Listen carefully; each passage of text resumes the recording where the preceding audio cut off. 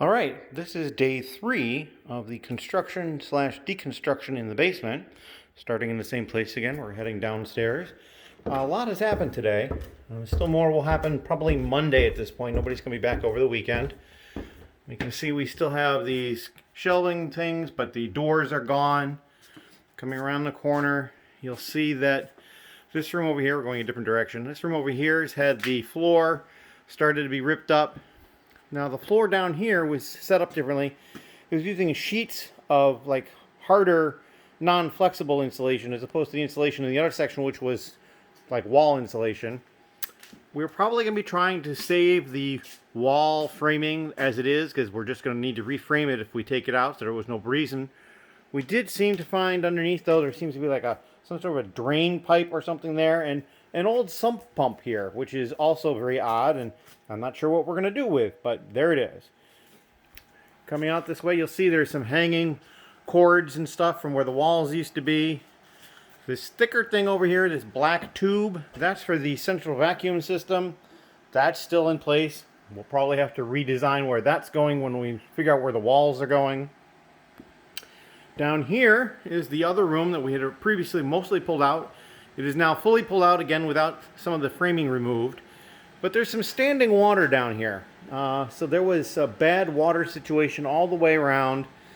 I'm also considering, I know they want to save the framing because it'll make their job simpler, but I'm worried about the bottom piece being too rotted. It even looks dark from here, even because it's wet. So we may be pulling everything out and then just saving the upper pieces as much as possible and then redoing a lot of this the right way, as it were. You can see that they've been putting over here doors and 2x4s and other things that are probably going to be reusable. Lumber is just not easily obtained anymore. It's more expensive and it's not always available, so keeping and saving whatever we can makes a lot of sense. We still have the water on demand, the heating on demand tankless water system in place. That will probably get hooked up fully on Monday. And then going back this direction, we've got the fireplace over here, which I did find out today is actually a separate unit from the one that's upstairs. So we may actually not cover this up, and I could perhaps use it or put in a gas fireplace insert or something along those lines. The big story over here, though, is the furnace. The furnace is now back here, and it used to be up here. So it's been moved way back, probably about 15 feet. And of course, the 2 water tanks that were in here are gone because they are not going to be needed anymore. So this is going to add a whole lot of extra space to the basement when said and done. You can even see where there was originally a drain groove for the condensation and whatnot for the furnace leading to the sump pump. So that can get filled in at some point. But then the new furnace is back here.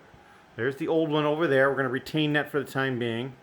Electrical box and just more material that can be saved. And then over here you can see this is the entryway that had the double doors. They're actually still there. They didn't want to do the deconstruction of that while the people were working on the furnace, just getting under each other's feet. Didn't want to do that.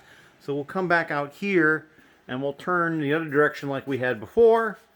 And you can see that there's the double doors that were in there. We can swing them closed, but basically we now have a furnace right there. So what I might end up doing, and we'll see what happens, is I might put a door in further to the right over here. This corner is still coming out because that's all framed wall, so that can come out. So I could still put a door over here and avoid, the furnace itself. There's still a little height issue. But then we're also raised up a little bit because of the floor we're standing on. So once that floor is gone, that height issue probably won't be super bad. And it's just a couple of pipes there. Or I might wait and just seal this off with a wall and then put the entrance more over here to this area from the main Lego area. Haven't decided exactly what I'm doing. I could even do both. It wouldn't have to be one or the other strictly. So that's update after day 3. We also had the masons working on the roof, which there's really no picture of, and some other people were here, but that is the situation as we stand now.